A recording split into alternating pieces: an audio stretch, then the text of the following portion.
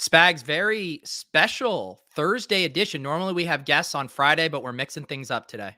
If we're ever going to roll out the red carpet on a Thursday, it's not going to be for Nana Pete. It's going to be for Davis Mattek, one of the sharpest guys out there, who actually pushed back on me calling him sharp on Twitter. But God damn it, this man is very sharp. We're going to talk about the playoffs, do some Super Bowl futures, AFC, NFC championship futures, and also dig into the meta of the playoff best ball drafts, because that's what we love doing on here. So Pete, hit that intro.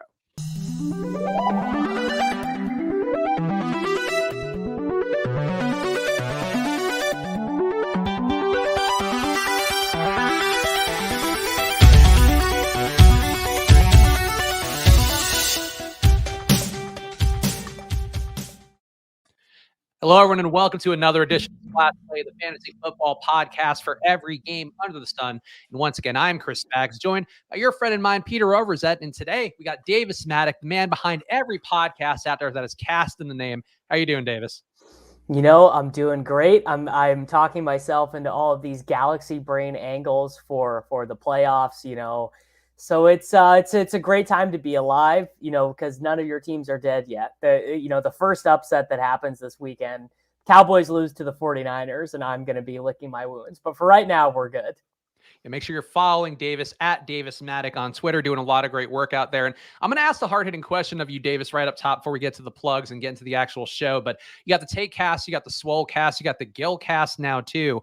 Which of your casts are the favorite? And I don't want you to be swayed by having Pete here on the show. Just which cast now is the one that's number one in your heart? I mean, the only one that I would ever listen to if I could be transported into a universe where I couldn't remember what I just recorded would be the Take cast. The other ones are like, whatever. I still don't know why anyone listens to the Gill cast. I don't actually understand what anyone gets out of it, or the Swole cast for that matter. I guess it's the only first look show in the industry. Davis, did you see that comment we got on the Swolecast post overnight? No. You probably have like a guy like this muted. I just have to read it out. This is so good. The guy goes, Swolecast was always approaching the bleeding edge of insufferable, but the NFT and crypto shit is impossible to sit through. There's too many good DFS shows that aren't hyping their speculative shit tier art bullshit. I mean, I guarantee whatever account that is, I either have it blocked or muted. But I can't say that he's wrong. I mean, he's not wrong. I mean, we did talk about Mooncats for like 20 minutes, but I really wanted Dave to reply defending his Mooncats, but he didn't. Sad. I think you're allowed to talk about whatever you want. If you've done a show, you guys have been doing that show for what, 5 years now, 6 years? Oh, longer than like 10 years, probably. Well, Davis honestly. has been doing it this was my third full year, I think. Yeah, this is your third year doing it, and we did it with Silva for 5-6 years too. I mean, a long time. Yeah, anyway, you do a show for that long, I feel like you're allowed to talk about whatever you want at that point. If people know you're going to get to the other things, like if you have other interests, that's good, especially for you guys where you're actually making money off of these shit tier art projects. So I think that's an important thing to keep in mind. Well, some of us are making money. I'm just surprised that they still let us do the Swolecast, especially during the off season. I thought they were going to give us the hard, like, all right, guys, fun season, time to take a break. No, honestly, yeah, it is really surprising that they still let us get away with it. I don't really get why. Yeah, definitely check out that show. Of course, check out everything Davis is doing as well. Make sure you go checking out Football Outsiders, because before the show, I got our social media team tipped me off that our pal Davis here had blocked Football Outsiders. So then I think I'm not going to say spitefully, but I'm going to say probably a little bit of spite, then didn't tag you in the posts, because what's the point then? I guess because you're not going to read Sweden. No, that's fair. This has happened to me before. I went on the Yahoo Fantasy Football podcast with, why am I totally blanking on his name? Wow, this is not good. So Matt Harmon? No. Andy Behrens? No. Liz Loza? That dude, Liz Loza? No. Oh, Scott Pianowski. Okay, wow, that was embarrassing. And he sent me a DM being like, hey, our social media team wants to know why you have Yahoo Sports blocked. And the answer is anything that comes in my feed via promotion, anything. Could be the Coinbase NFT platform, blocked. Could be some person just starting a podcast and they want to get it out there, blocked. Any if you ever run a promoted thing, just guarantee your account's getting blocked by me. Davis, have I told you that the Fantasy Pros account has me blocked? Because you were doing bits. It was back with the what's his name, Sly Bobby Sly days, and I apparently did one too many jokes, and whoever was running the account said Peter never gets to see our tweets again. So like everyone will be like retweeting like where they finished in the Fantasy Pros. I'm like, why can't I see that tweet? Oh yeah, Fantasy Pros has me blocked. You made a powerful enemy over at Fantasy Pros. Yeah. We won't go into that. We will go into the plug for Football Outsiders, though. Make sure you're going to footballoutsiders.com/subscribe. Mentioned on Monday, but we're doing playoff DVOA for the first time ever. And you hear about DVOA across a lot of the media enterprises out there, but you can go check it out for yourself over at footballoutsiders.com/subscribe. 99 cents a week are the packages on there. If you get a year's worth of all that data into your life, and we're going to have some fun stuff coming up for the NFL draft that we have not announced publicly yet, but that should be helpful for 2022 best ball, dynasty leagues, whatever else you're going to be doing over the summer, futures betting. So go check that out, footballoutsiders.com/subscribe. And of course, make sure you're following at Splash Play Pod. And if you got time, give us 5 stars and a review on Apple Podcasts, because that'll help a bunch. And Davis, I'm sure you love to hear me cram plug after plug out of my mouth in a row after just talking about how you hate promotion.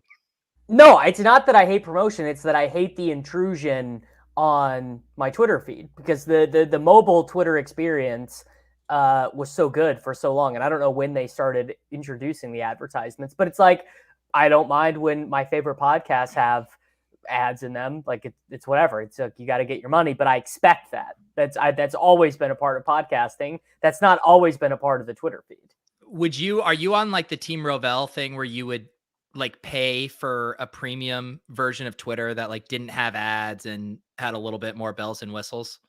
Honestly, at this point, I actually think it's like I get joy out of blocking all of these accounts. I think at this point there's something spiteful about being like, oh, you mega corporation, you want to advertise to me? Blocked. Like it is. Yeah, I don't know. There's definitely some mom spite and pop in it. like advertising type thing where they're like, No. are they still getting the whack-a-mole too? All universal. Like here, I'll pull up my Twitter feed right now and I'll tell you the first advertisement that I see. This will be some great content. Debatable, whatever debatable is, blocked. Don't know what it is, but they're blocked.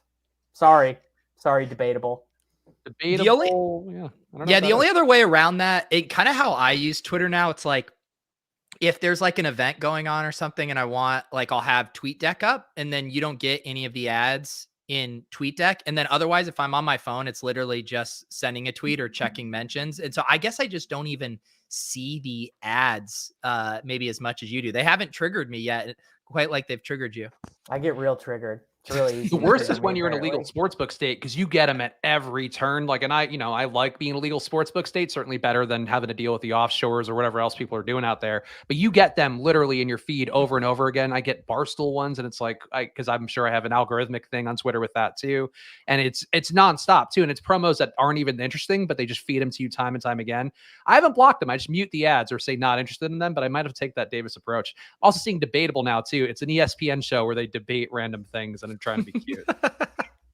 Sorry. There you go. Sorry to I hope they never ask me to be on the show. That would be uncomfortable. You're going to do the same song and dance with Debatable here in about a year.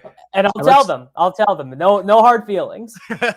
Let's talk some quick Week 18 news, because everybody's going to be playing for the most part for the playoffs. No COVID rule out, so that's not going to be too much we have to dig into like we normally do. Make sure you are hitting the like button, though, whether you're watching on Peach channel or the Splash Pick channel. Helps us out a bunch, get seen by more people, and fight that YouTube algorithm. So please smash that like button on all of your favorite creator stuff, but especially ours. Joe Judge, after Monday's show, we talked about every coach out there. It looked like Joe Judge was safe. He's fired as the Giants coach following an almost arrogant level of confidence about not getting fired. And Davis, I don't know if you care more about coach machinations than Pete does, who is very much just ready to deal with these guys come August when he has to. But do you care at all about Joe Judge getting fired after really just being an asshole on the way out? I really cared about Joe Judge being fired, but the chaos that I was hoping for did not come, which was I wanted more than anything for Dave Gettleman to have another year in charge of the New York Football Giants and hire another loser head coach, and then for Dave Gettleman to have to be fired after the Giants were bad again. But I have this like pathological hatred of the Giants. We're talking a lot about things I don't like to begin this show because all of the dumbest people on Twitter 4 years into the Saquon Barkley experience, we're still routinely having this argument that he was actually a good pick at number 2 overall because Sam Darnold ended up being bad. And so I just get a lot of joy in pain for the New York Football Giants. Yeah, weird hire for Joe Judge in general, too. He was like a special teams coach, and because he was in the Patriots organization, they thought he would be a Bill Belichick, and just because you work with Bill Belichick doesn't make him that. And Pete, I know you don't care that much about the coaches, but I'm still going to ask you for a soundbite anyway. Joe Judge, everything you want to say to him on the way out? Well, I mean, thinking about the head coaching jobs that are open, I mean, like you look at the Giants roster on paper, like what head coach wants to go there? No franchise quarterback, all these resources sunk into these old aging skill position players. You got to go live in the cold in the Northeast. I mean, is this the easiest nah wave on like a job? Like they're going to have to get some college kid or something to come take this job. Somebody who really be careful, dude. Wins. Be careful. People born after 1985 or soft Twitter is going to come after you with these takes. I've given this take on Twitter before, and all the olds are like, there are only 32 jobs out there. Like Feinberg and like Jeff Feinberg and Michael Leone will come and find you and be like, there's only 32 jobs. You're too soft. You don't get it. These guys think they're the best. Like, I don't know. But I totally agree with you. Why would you take this job? There's millions of millionaires out there and only 10,000 Bored Apes, Davis. There's only 9 alien CryptoPunks. Nice transition there, too, with the soft thing, Pete. If you could pull up that tweet. And I feel like we just have to play this clip because I saw it on Twitter from Adam Levitan and a reply from a guy who did Splash Play last year, Matthew Friedman, who's doing a good job over at FTN now. We just didn't get him into our schedule this year. But some fun burns going around because apparently Josh Allen has issues with the cold, and Bart Scott has an unconventional solution for what he can do. Because he's got bad circulation, so his toes get cold. And as you know, with your feet. Can I give you a suggestion for him? Josh Allen listening? Can people get this message to him? Viagra. Take the Viagra for the game, baby. That'll fit that circulation going right. I don't know how to move off of that. I don't have any medical background, so I don't really have a response to that. But you play, so you must know something. A lot of us take Viagra, right? Because Viagra opens up the blood vessels. A lot of us take Viagra. What do you mean? A lot of NFL players, at least in my day, took Viagra because it opens up the blood vessels. A lot of endurance athletes, because Viagra was first heart medicine, right? So it builds up circulation, which makes sure that it gets that circulation to the feet. These statements have not. So Dr. Bart Scott there doling out dick pills to Josh Allen. Pete, does that encourage you if Josh Allen's going to take this advice and get a stiff one going for himself in the frigid weather that's going to be facing him this weekend? I just got to say my two favorite things about this. So obviously first, the guy who says there's a pause and then I don't know where to go with that. But my second is the unintentional cut to Josh Allen smiling right after they say, look at this thing. It's just him with this shitty grin right after talking about him doing Viagra. That was incredible.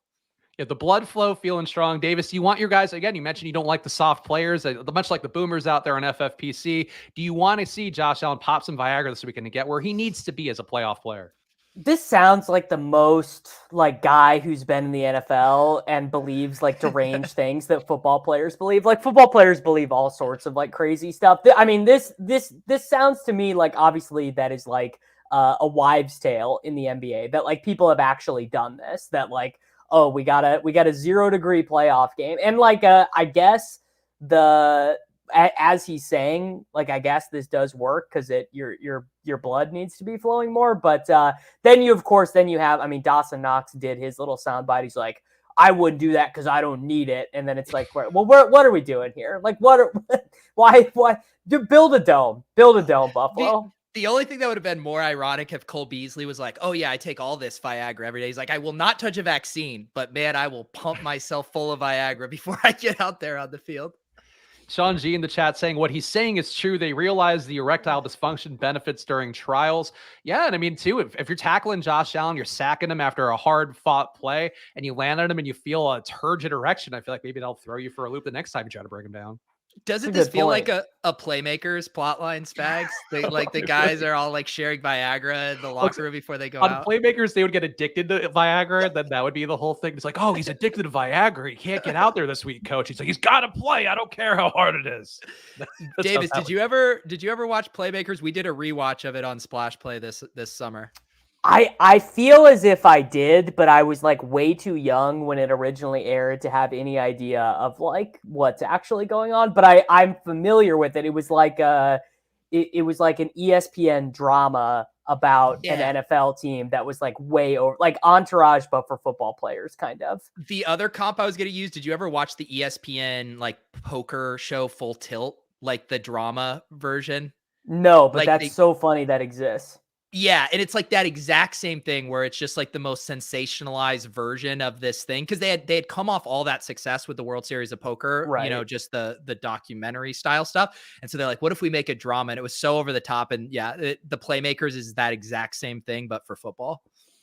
Everything the most dramatic, soap operatic thing, and that could be the case perhaps this weekend with Buffalo in their game. Pete, anything news-wise you saw? I feel like we know Eli Mitchell's going to play, so that's a good thing. I feel like that's been our main news item every week for the last few months.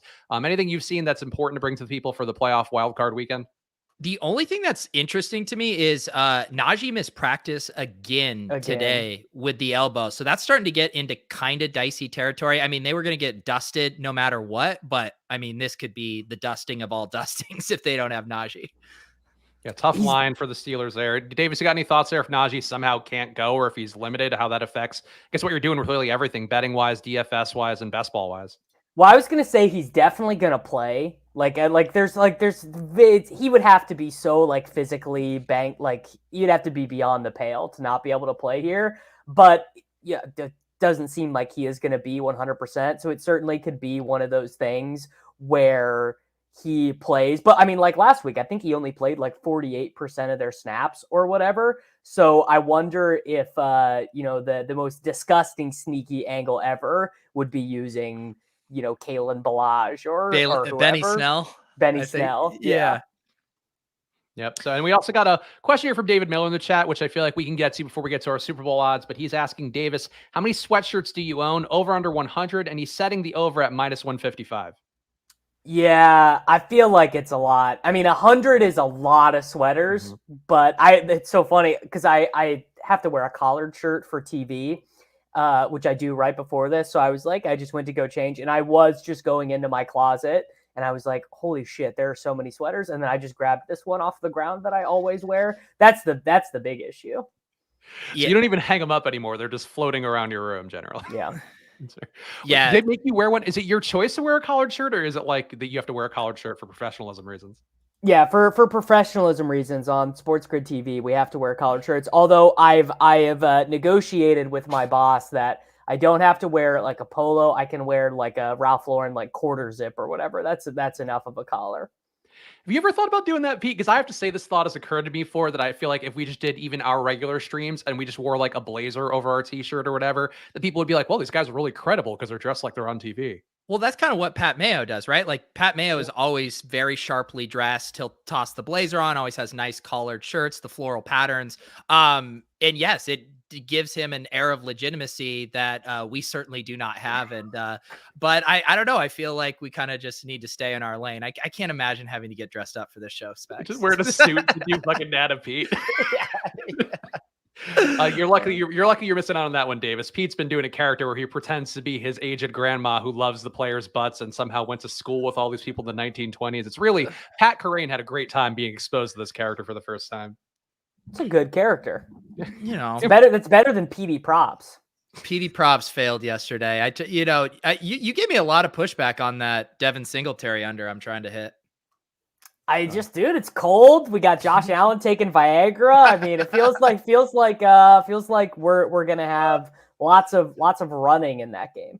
The reason this go ahead. No. I was just going to tell you. So yesterday on Swolecast, we were ready to just dick around about our speculative art tier bullshit for an hour. But Dan Bach from Rotogrinders right before the show is like, we need props talk, guys. Lots of props talk on this show. So we were really trying to shoehorn it in yesterday. Were you giving like real prop advice or just kind of forcing? I tried. Okay. I tried. 62 rushing yards for Devin Singletary is a lot. I kind of shot him down. I got to give a shout out to your boy Bricks too. Our boy. I like Brian Hooper a lot. He hasn't been on Splash Play before because I don't think he'd want to deal with this shit. But on LOL's doing a great job every week. That little Chrome app that he did, I shouldn't say little pejoratively. It's actually really impressive. But the Chrome app he does where you can overlay his projections, Osmo projections, ETR projections on DK Sportsbook is like, really like levels ahead of what actual data providers are doing. But I feel like I had to give a shout out there. And Pete, you probably could have used it for that Swolecast. Yeah, it would have been nice. Yeah, Brian, we were showing it on Lulz last night. It looks pretty legit. So you guys can check that out on his site, brick75.com. I think it's a small PayPal payment, but if you're betting any kind of volume on props, it seems like it would be very much worth it. Yeah, just uses the projection data, compares it to the prop lines on the site. It's a worthwhile thing to check out. And you can find it on Brick's Twitter as well, Brian Hooper with 2 underscores. And he's got, I think, a pin tweet with that. But let's talk about Super Bowl futures and start with the AFC and NFC championship futures, because I think, Davis was on Ship Chasing this week. I was listening to that show before this, and I think we know with his fandom and his approach how this might go. But if we go with AFC futures first, maybe we can figure out what we think is the best bet on the board. And I'm going to read them off here, and I guess we could sort of just go from there and try to really settle if we can agree as a group on what the best bet is for an AFC title and an NFC title and a Super Bowl winner. I think that'd be great. But Chiefs plus 175, Titans plus 330, Bills plus 350, Bengals plus 700, Patriots plus 1,000, Raiders plus 2,000, and Steelers plus 3,500 with their likely barn-burning blowout that's going to happen at the Chiefs' hands. Davis, when you hear these AFC teams and those odds, who jumps out to you as being potentially the best bet on the board? I mean, if you were just a math bro and you don't want to get your hand in the dirt at all, it's clearly the Titans, because the Titans don't have to play a week 1 game.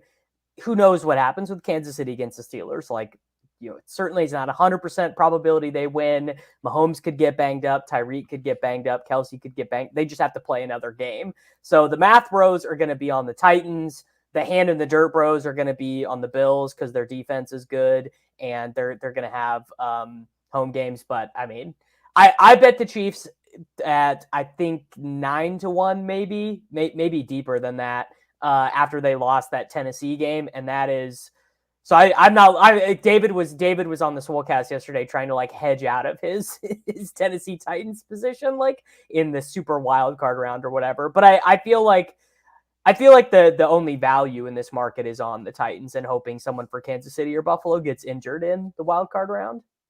Pete, how about you? And I know you guys talked a little bit about not liking the Patriots too much on Ship Chasing, because again, I was just listening to that before the show. So I'm all top of my head, real fresh. But I would say the Patriots plus 1,000 kind of interesting. I don't know if you have any thoughts on that, Pete, or if you want to go a different direction than the Chiefs, who are the favorites to win the AFC, being the best bet. Yeah, I mean, I would be more interested in betting the Pats to win the AFC than the Super Bowl, just because they could, if they upset the Bills, then they get to go play the Titans, and you could certainly see them handling the Titans in a gross game. And then they're on their way to a home game not a home game, but they would be in the AFC Championship game.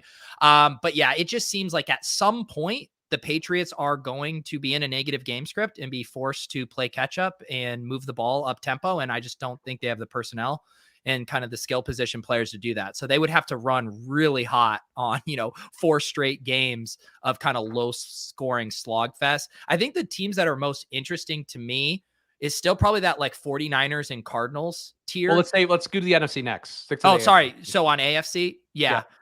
I mean, I really want to be as excited as everyone with the Bengals.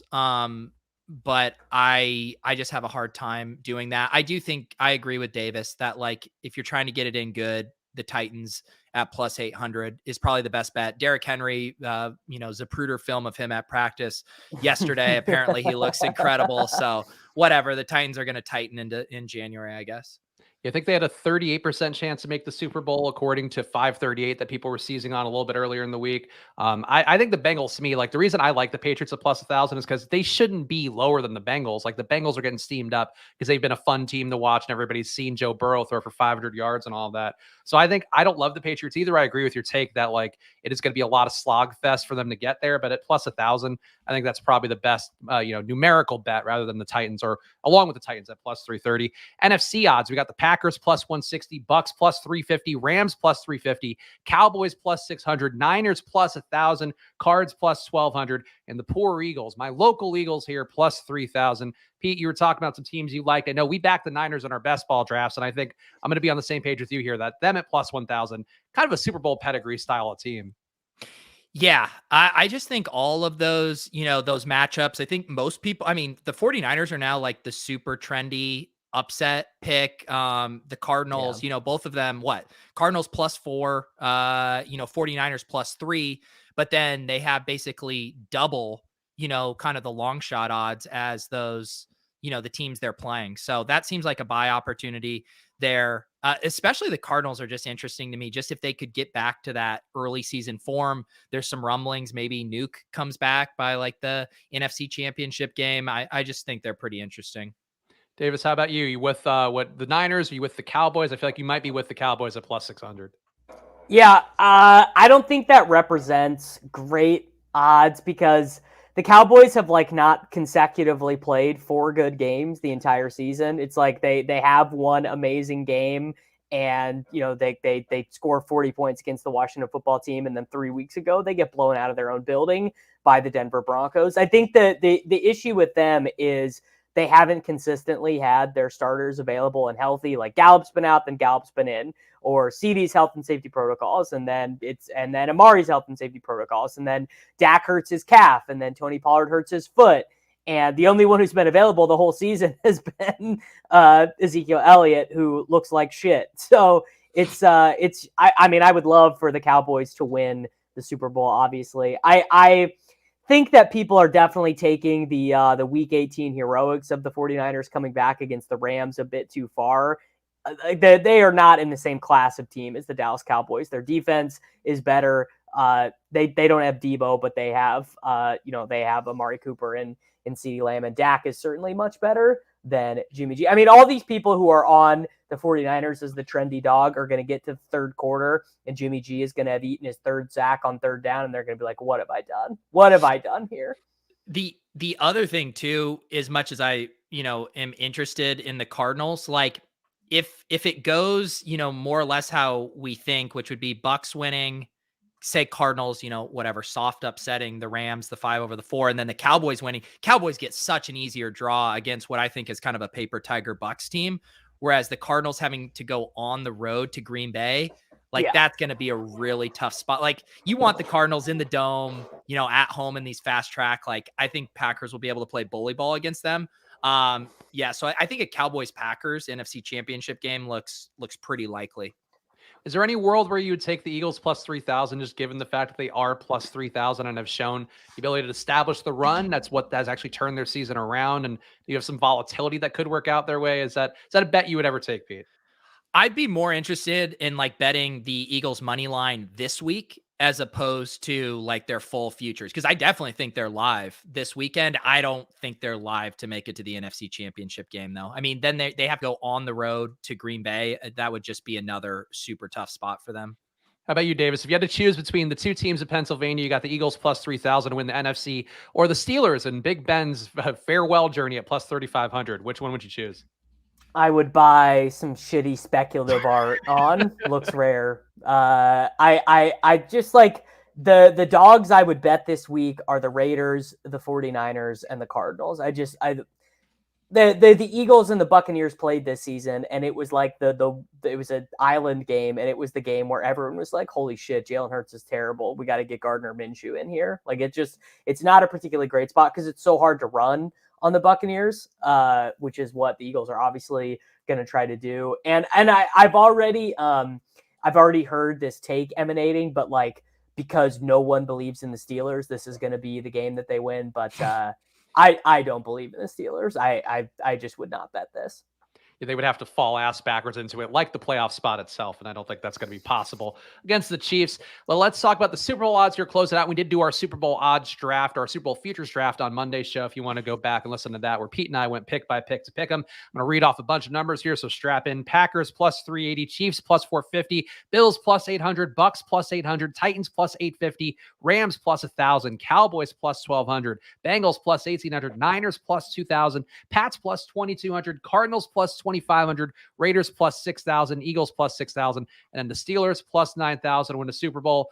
Davis, you got every team at your fingertips here. Who is the one that you would like the most? Just odds-wise. Doesn't have to be the one you think will actually win, but who has the best value on the board to be a Super Bowl winner? The best value is probably the Bengals because they've already beaten the best team in the AFC 2 weeks ago. And again, not a believer in the Tennessee Titans. I know, but the Bengals are 18-1. Which that feels like a pretty good number. Now, obviously, they have to win 4 consecutive games. That's very difficult. The Bengals, I think, are it's who knows what's going to end up happening in the NFC. So much of what happens in the NFC is going to be like, do the 49ers luck box their way there? Do the Packers melt down in the NFC Conference Championship game for the third year in a row? Like if the Packers are the team that the AFC is facing in the Super Bowl, it feels like the NFC should probably be favored pretty good because the Packers are a horrible matchup for the best teams in the AFC. But Bengals 18-1, I mean, it seems pretty good. Pete, how about you? Are you with? I think the take here of the Bengals plus 1,800, Niners plus 2,000. I agree. I think are probably the most interesting ones. And I just have to plant a flag here. I don't love the Packers being the favorite for any of this. I feel like if they were even with the Bucks and Rams, I'd feel better about it. But them being treated like they're, the easy front runner for all the stuff, I don't love. What about you, Pete? If you had to pick one team here, what's the best value?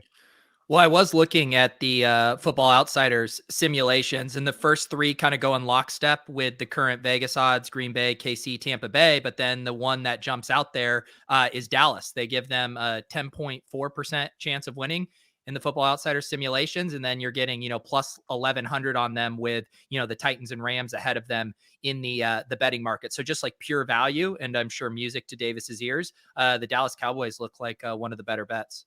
Definitely a quality DVOA team. And then we got also in the chat, it is Kyle saying the 49ers slander has got to stop. I think we have been the most bullish 49ers show, I think, for probably half the year, even with Jimmy Garoppolo and his many failings that we can point to time and time again. Yeah, I actually don't think there's any 49ers slander. They're by far the most popular upset pick for the first round, right? Is there a more trendy upset pick than the 49ers? No. I don't think so. Yeah, no. I think I don't think they're getting slandered here. We just we had to bring things back to reality. Well, I'm slandering them because they're gonna get beat because Jimmy's not very good, and they made the playoffs, but they're gonna have to pay the piper when they're down 10 points at Dallas. Here's the thing, the Niners, if they would have just thrown Trey Lance to the Wolves from week one, he would have been ready for the playoffs by now. But but now around that, yeah. And with like a peaking Trey Lance right now, heading into the playoffs, now they start to get pretty exciting. But you get Jimmy G, and we've already seen that. And I think they still, Jimmy G, the risk profile's there. You definitely want to see them have a lead like Davis is talking about. I don't think you want to see Jimmy G down 10, but I would agree. Like the thing that jumps out to me about the Niners, and we've said this enough times in the show, but just to make Kyle feel better in the chat, I do think like they have great running backs. They also have multiple options at running back. If Eli Mitchell gets hurt, 2 great pass catchers, and Debo is very versatile and could be, some gimmicky kind of gadgety plays as well. And then, defense that's not great, certainly not as good as it was a couple of years ago, but I think good enough to get through. Like they're a team that to me is built to be in contention for a Super Bowl, but it's going to come down to Jimmy G, and we all know how that can go. Davis, I know you're on ship chasing this week, and guys, hit the like button if you can. If you're watching live, we appreciate it, or after the fact as well. Hit the like button, helps us out a bunch. But you were on ship chasing this week talking about playoff best ball strategy, and you guys were also talking through some of the ownership projections that Pat's put together for the FFPC version of things. But I'm sure you've been playing some on Underdog, Davis. So how are you feeling about the meta strategy over on Underdog for playoff best ball? And do you have any thoughts for the people that might help them out? Yeah, it's really hard to draft a good Buccaneers team, I noticed, because of the way the ADPs shake out. It's very hard to get Tom Brady and Rob Gronkowski. You basically have to go, if you take Brady, you have to take Fournette or Gronkowski. Like it's hard to get the multi-team stack. The other thing I noticed is that I think the market is underconfident in Darrell Williams. I think Darrell Williams can do what Damian Williams did in the playoffs 3 years ago, where he's just the dude. And I mean, he played more than Clyde did in the Super Bowl last year. Now, granted, they literally didn't score a touchdown in that game. But it's actually, weirdly enough, it's very easy to do Tyreek or Kelsey, Mahomes, whatever NFC stack you want to start doing there, and then take Darrell Williams with your 5th selection. So pretty much every team I did like 5 this morning, and every team I did, I was like, well, okay, I'm taking a Chief or I'm taking 2 Chiefs. I'm getting my NFC guys figured out. I also noticed it's kind of easy to backfill with Derek Carr. It's like incredibly easy to backfill with Carr. So a lot of my teams are like ending with like Carr Renfro or Carr Waller or whatever, and hoping for that upset. Pete, how about you? Is there anything else you're seeing? I know the Mitten 3 filled. I was going to put in a lineup or 2 this morning, and then was like, well, fuck, I'm not paying for the other ones. And unfortunately, Pete, you're going to have to pay for one of them today too. But anything else you're seeing in your last few days of drafting since we last did a show? Yeah, first of all, one thing I've noticed, The Gauntlet drafts are softer than the Mitten drafts were, and which is kind of counterintuitive to me. You'd think at a bigger price point. But and I know the Mitten is now full, but the Mitten draft seemed way sharper. I don't know if the grinders were just kind of firing at those. I agree with Davis. Kind of the big things is just, the market in the ADPs are, pretty reflective of the current odds to win. And a lot of the gaps, though, I don't think are big enough. I don't know if I mentioned this, but it's like, all the Bengals guys will literally go in the first 2 to 3 rounds. And then the Raiders, you can pick them off like one by one rounds 8, 9, and 10. And so it's like, they're only a few point favorites. I mean, should that ADP gap be that big? So I think taking advantage of that, and people do naturally get anchored to the ADP, that you really I like thinking through like a couple teams or exposures or angles I want ahead of time, and just knowing like, okay, like if you want to backdoor some Eagles, like just put that in your pocket. You can go Jalen Hurts, Goddard, and Devonta Smith rounds 8, 9, and 10. And so I've kind of just been forcing myself into those kind of unorthodox constructions that I think the majority of the field isn't going to end up having. Is there any stack or team that you really haven't gotten any of at all when you've gone up every single time? Say that again. Is there any like stack or I guess team or really like no representation at all from one team for yourself? And I guess you could omit like the Steelers and that tier of team that we really don't think is going to make. I haven't really taken the Cardinals. Like I don't think I've taken Kyler at all yet. No, I have done Edmonds and Connor, specifically Edmonds, who you can get with like your last pick or what. But even like Zach Ertz, Rondale Moore, AJ Green, Christian Kirk, like those guys are all really cheap. Or I mean, DeAndre Hopkins might be back next week, right? So he's not going to play this week. And that's a huge part of it, is like advancing this week is you have to win your little 6-man pod or whatever.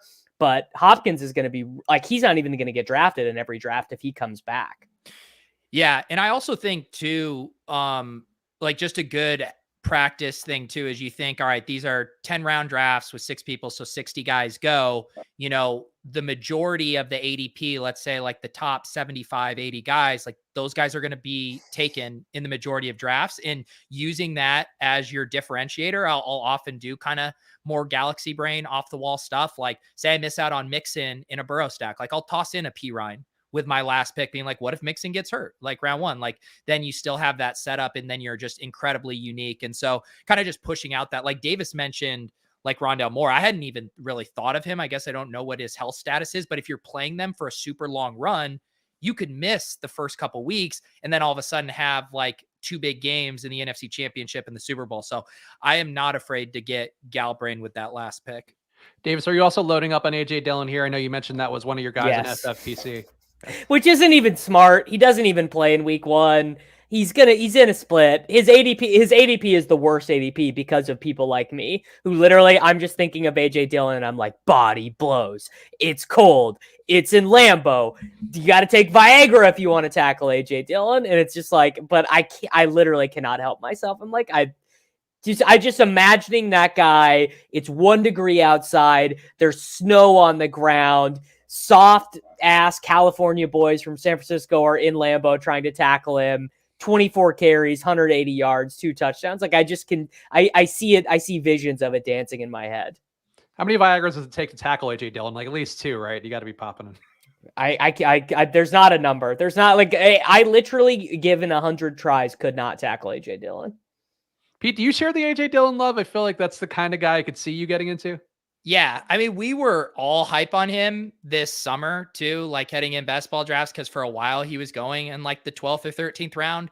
And then we all were hyping him up, and then he was going in the 8th or 9th round, and then he didn't become as good of a pick. But he kind of delivered though. Like that's the other thing. It's so dangerous, guys like this, and it's the same thing with Pollard, who like kind of delivered this year. But I mean, he ran for 803 yards, 5 touchdowns. He was targeted 37 times, which is way more than anyone would have had him projected for. Like he had 1,000 yards and 7 touchdowns. Like he had a perfectly reasonable season for who he is. Yeah, and I think AJ Dillon's certainly a guy that does fit that playoff profile, or at least how we envision it historically, and how NFL coaches do love to run the ball in the playoffs, and that's certainly a guy that can get there. And then Willis, our accountant, saying he has not drafted a single Patriot. I feel like the Patriots are the one team, and I know I hyped him for the No, Super Bowl, imagine drafting a Patriot when they're just going to be up against a full squad of Viagra zombies. They're the kind of team that could ruin this whole thing, though, and I feel like we all know that on some level. Yeah. I will sometimes, the times I get on the Patriots, I don't know if I've ever drafted more than 2 Patriots, but sometimes if I'm doing like, say 4 Cowboys or 4 Cardinals and just like, that's my NFC Super Bowl team. And I'll do like 3 sets of 2 from the AFC, 2 Bengals, I'll toss in 2 Patriots and like 2 Raiders, and just saying like, they are very live. If they somehow upset the Bills, like they can certainly beat the Titans. So that's where it gets interesting. Like I think they're a better bet to beat the Titans than they are to beat the Bills.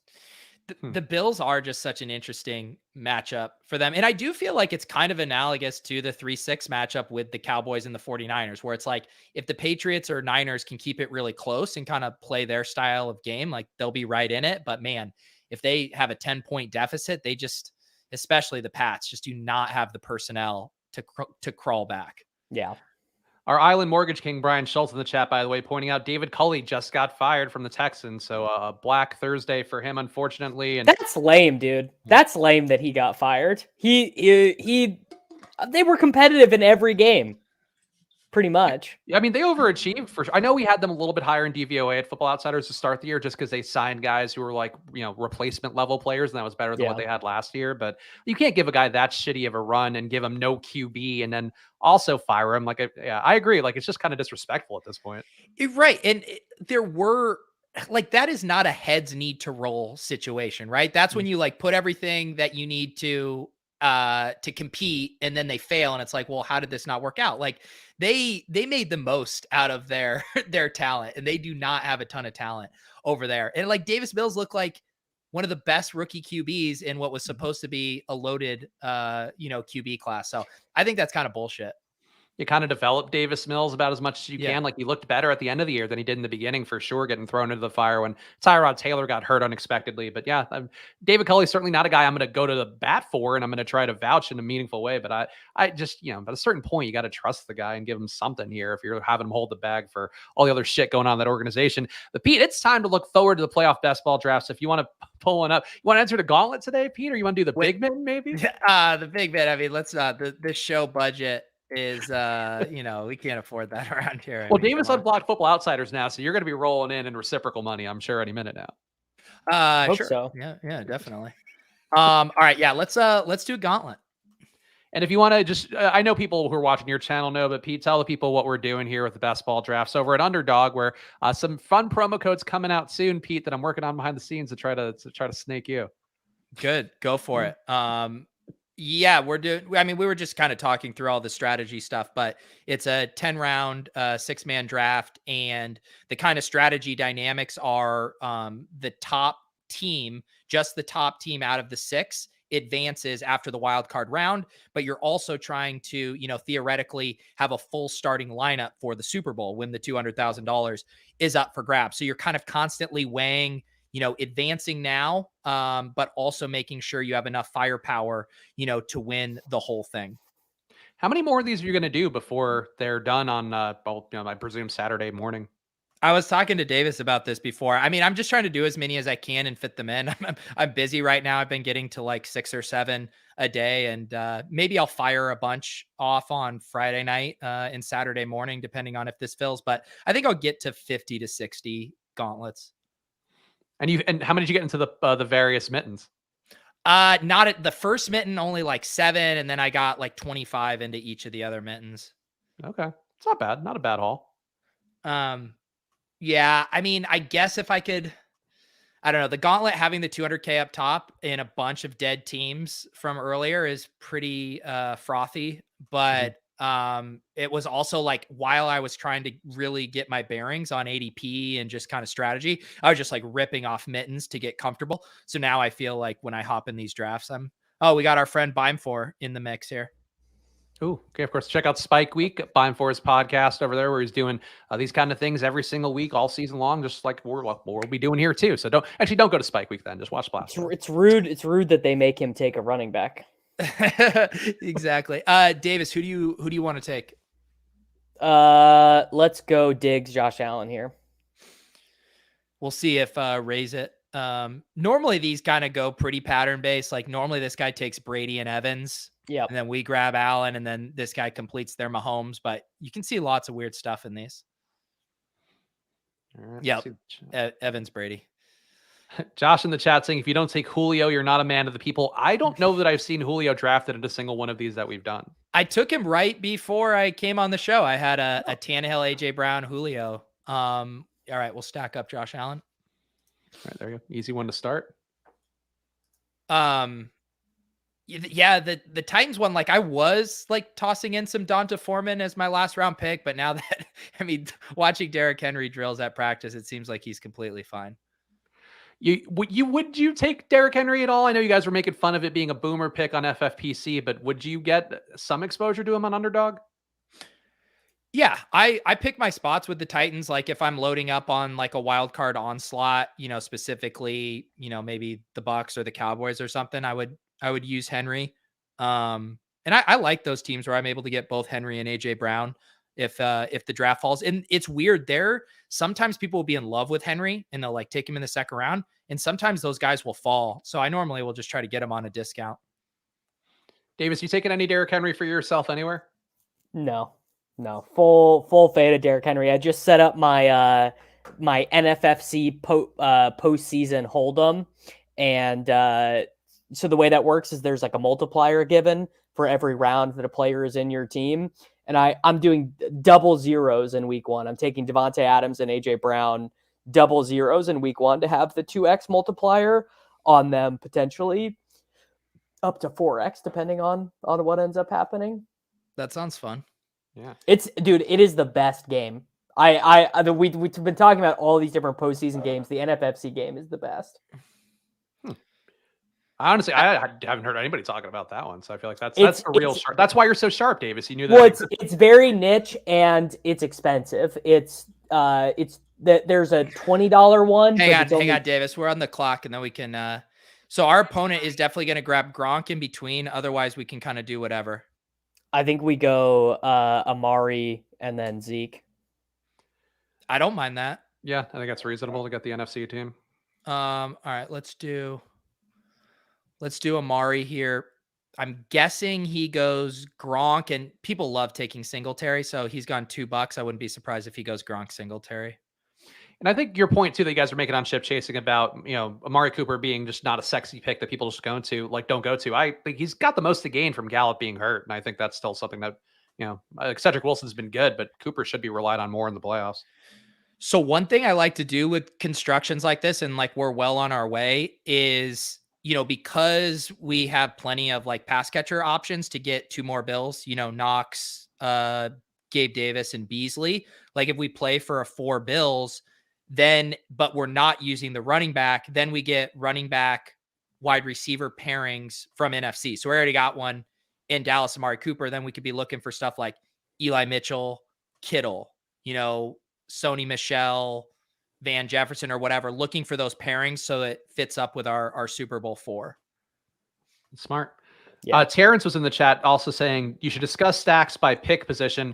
That'd be tough to do because we don't have enough time to do that in a meaningful way, like while doing this live draft. But any weird stacks you're seeing with, I guess the various pick positions to start things off, like, or any advantageous spots you're seeing with that? The one thing I notice is just people falling into the really comfortable stacks, especially in the back half. It's like whoever takes one of Hill or Kelsey gets Mahomes, whoever takes Diggs gets Allen, whoever gets Evans gets Brady. So, and then a lot of times you'll see the Adams guy has the choice to take Rodgers. They don't always do that. And then whoever takes Cooper Kupp, they normally feel a little comfy to wait till round 4 or 5 to take Stafford. But then sometimes you see them do weird stuff like this where they'll take Rodgers. My just kind of take has been similar with like 18 round best ball stuff where it's if I use the early capital. So see, I just don't like this from him, using 2 QB spots in your top 5 picks while also being anchored to Cooper Kupp. Like if you're going to grab that second QB early, I feel like it has to be Stafford here. This is just a weird construction to me.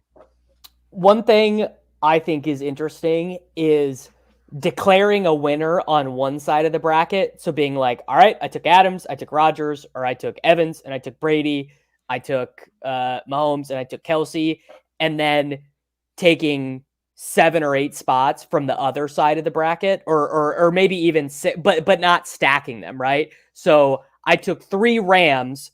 That's my NFC guys, and then I'm gonna take all the rest of my spots from just various AFC teams. Yeah. To just be like, I don't care who makes it. I just want to have points to get through. Yeah. And we could have done like the Bills onslaught if we wanted and going with Singletary and gotten to like 5 Bills and then just sprinkled whatever NFC guys we wanted. But now I think we need to play the puzzle piece game a little bit more. To me here, I mean, I think like the Sony Odell like pairing like fits really nicely with I love Sony. Sony's ADP is like 2 rounds too low because Cam Akers got 4 targets last week. Like people are way overreacting to the Cam Akers thing, I think. I think Yeah. some Sony Michel bias too from previous years. Like he's been legitimately very he's good. bad. Yeah, he's not though. He's bad, but you're like just the idea that Sony Michel is bad, but like Leonard Fournette is like kind of bad too, and it just doesn't really matter.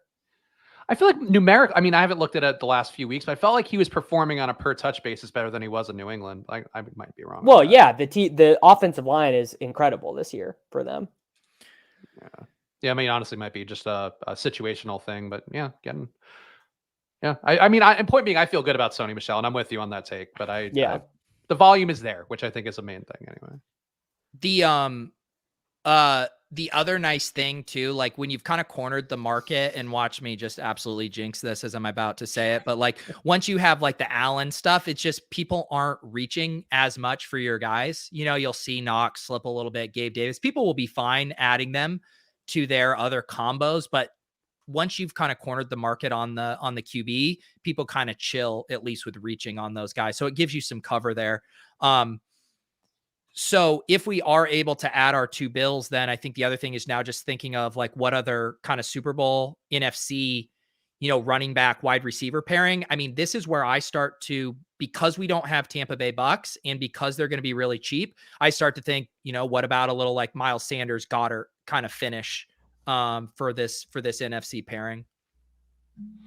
Yeah, I'm just not taking any Eagles. I can't do it.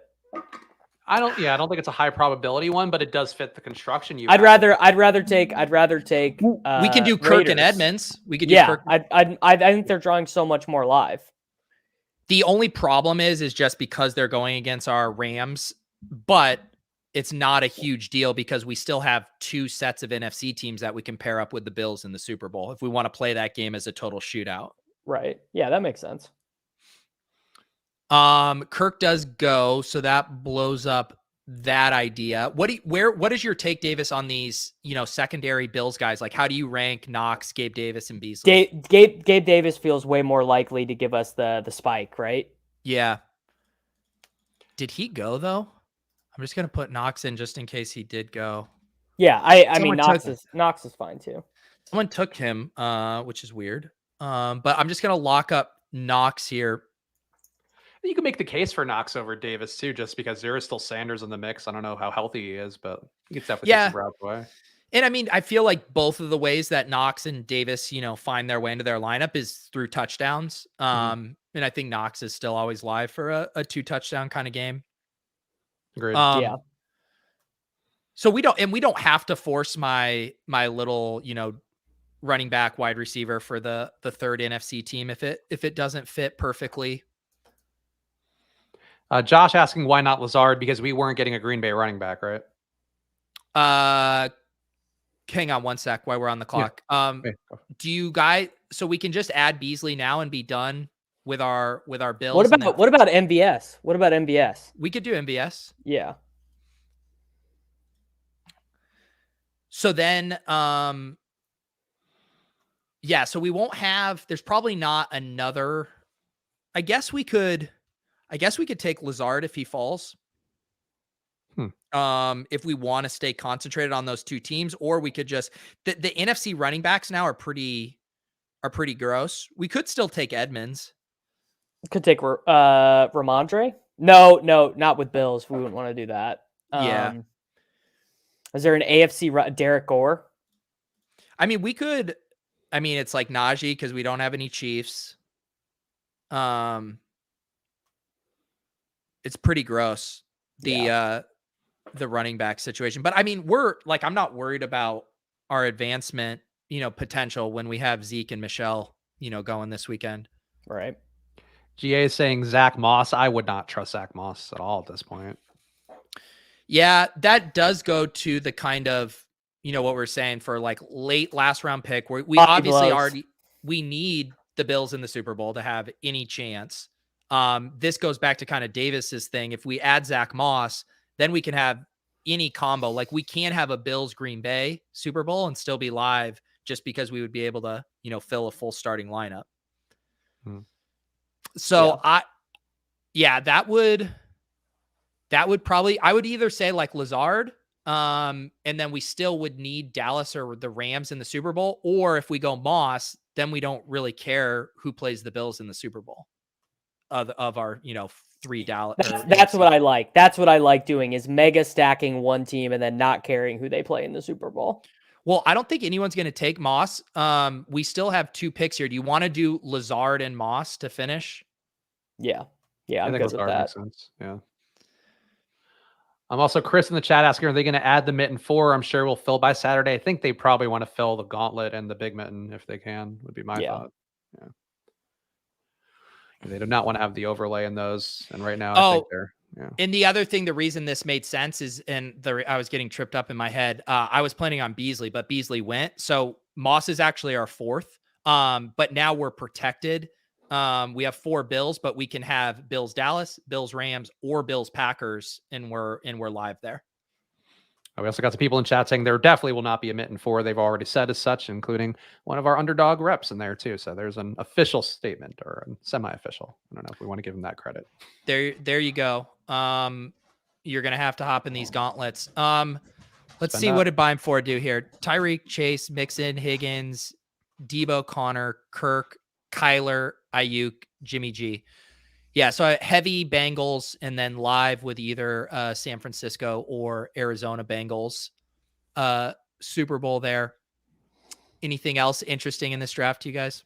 No, I think like the more I'm thinking about it, that is kind of the move. I think it is like super stacking like 4 guys from one team in one conference and then kind of like a double stack of skill position players on the other side. Because that's the thing is, assuming you draft a wild card round quarterback, you don't have to worry about filling in those quarterback points.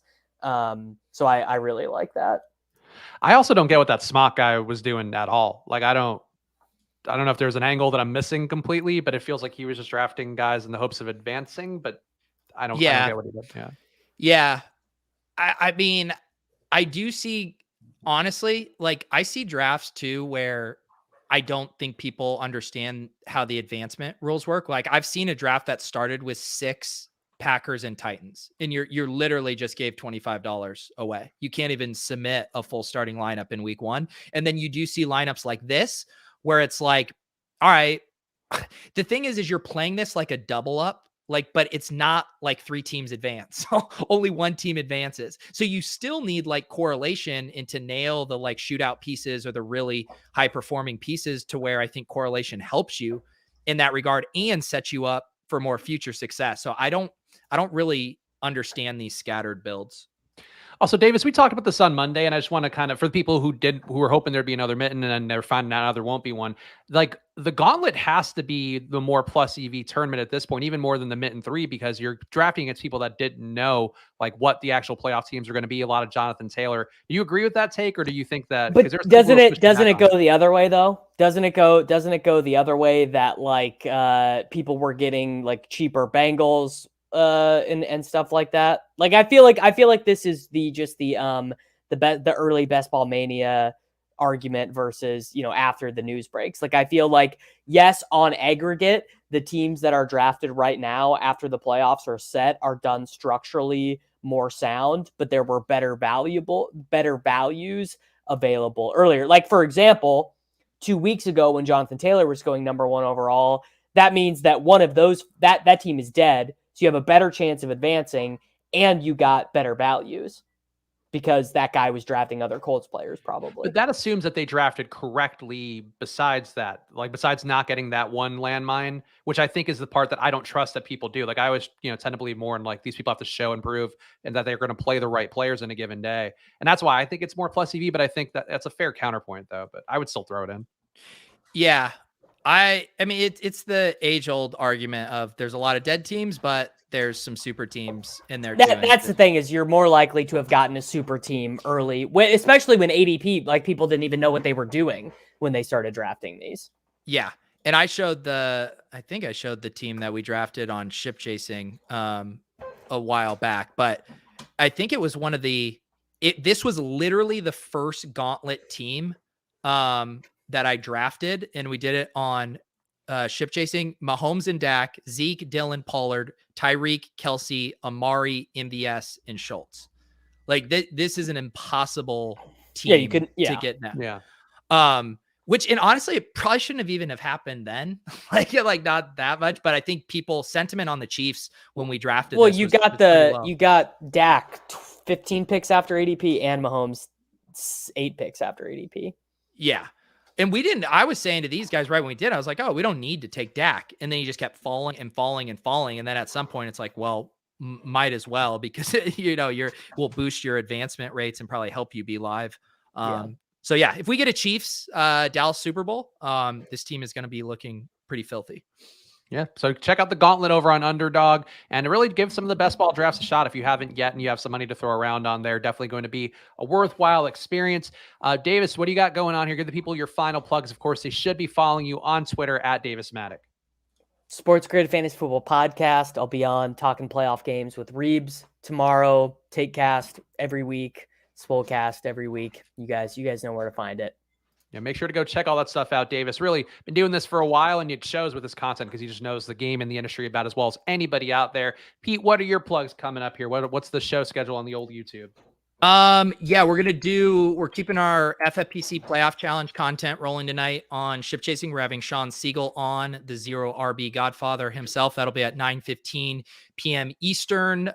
Tomorrow I'm going to do some more, another TOC stream with Mike Zakarian talking through their playoff best ball strategy and ripping some more of their packs. And then we're capping off, tomorrow night on Ship Chasing with some more FFPC builds. Going to have some cocktails with Mike Leone and Drew Dinkmeyer. So that'll be fine.